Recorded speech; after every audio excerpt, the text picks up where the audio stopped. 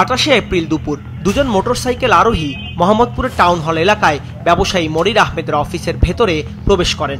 কোনো কিছু বুঝে ওঠার আগেই একজন গুলি ছোড়ে। এ সময় প্রাণ বাঁচাতে দিক বিদিক ছুটে কয়েকজন।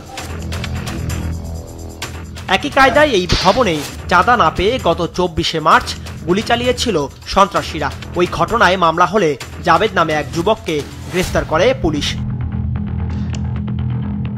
দুটি হামলার ঘটনা একই সূত্রে গাঁথা বলে মনে করেন ব্যবসায়ী মনির। মামলা করার পরও বারবার এমন হামলায় নিরাপত্তা নিয়ে উদ্বিগ্ন তিনি। দ্বিতীয়বারও আমার দারোয়ানকেই টার্গেট করে আবার গুলি করছে। সেদিন আমি বাসায় ছিলাম না, কিন্তু গতকাল আমি এই অফিসে মানে এই রুমেই ছিলাম, কিন্তু ওরা বাইরে রাস্তা থেকে গেটে একটু ঢুকেই গুলি করছে।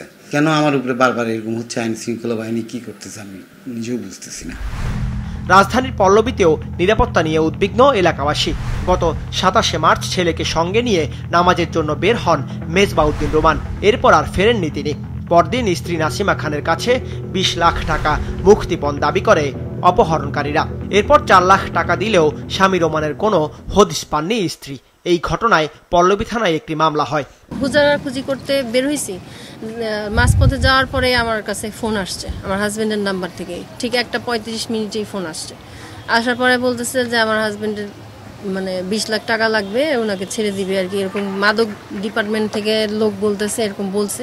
বলতেছে যে আপনার হাজবেন্ডের কাছে আমরা মাদক পাইছি, ওনাকে যদি আমরা কোর্টে চালান করে দেই তাহলে আপনার জন্য সমস্যা হবে। এই জন্য আমরা আপনার সাথে ফোনে কথা বলে জিনিসটা করতে চাচ্ছি, সলভ করতে চাচ্ছি। আপনি 20 লাখ টাকা দিলে আমরা ছেড়ে দিব। যারা এই ধরনের কাজ করে তাদের বোঝা উচিত যে একটা মানুষের পিছনে আরো কম করে হলো 10-20টা মানুষের কষ্ট, তাদের জীবনের সবকিছুই বন্ধ হয়ে যায়।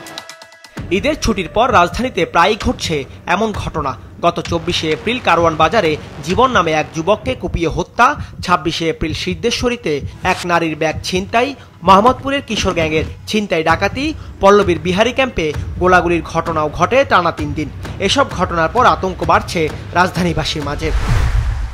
এলএমই সার্টিফাইড বিশ্বসেরা কপারে তৈরি ওয়ালটন কেবলস, যা আপনার স্থাপনাকে রাখবে সব সময় নিরাপদ। যদিও ঢাকার মেট্রোপলিটন পুলিশের মুখপাত্রের দাবি আইন শৃঙ্খলা পরিস্থিতি নিয়ন্ত্রণেই আছে। আগের মতোই জোরদার রয়েছে টহল কার্যক্রম।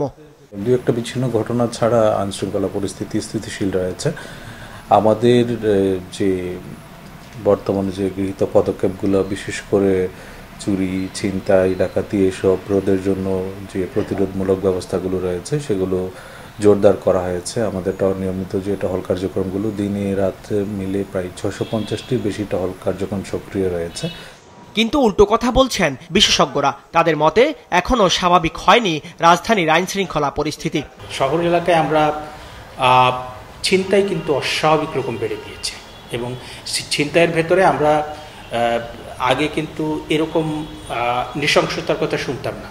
সামগ্রিক আইন শৃঙ্খলা পরিস্থিতি মোটেই ভালো নাই, এবং তার একটা অন্যতম প্রধান কারণ সেটা হচ্ছে যে পুলিশ শতভাগ সক্রিয় হয়। এই ক্ষেত্রে আপনার আইন শৃঙ্খলা পরিস্থিতি উন্নতি করার জন্য অনেক দিনে আমি বলেছি যে আনসারকে পুলিশের সাথে ট্যাগ করে দিয়ে একসাথে দিয়ে তাদেরকে সক্রিয় করা, এবং সাথে সাথে আপনার বিভিন্ন জায়গাতে আপনার পুলিশ, আনসার এবং জনগণের এই 3টার সমন্বয় আপনি আইন শৃঙ্খলা রক্ষা কমিটি, সেটা যদি আপনি করতে পারেন। আইন শৃঙ্খলা বাহিনীর তৎপরতা বাড়ানোর পাশাপাশি নগরবাসীকেও সচেতন হওয়ার পরামর্শ দেন বিশেষজ্ঞরা। দাউদ হাসান, মাছরাঙা সংবাদ, ঢাকা।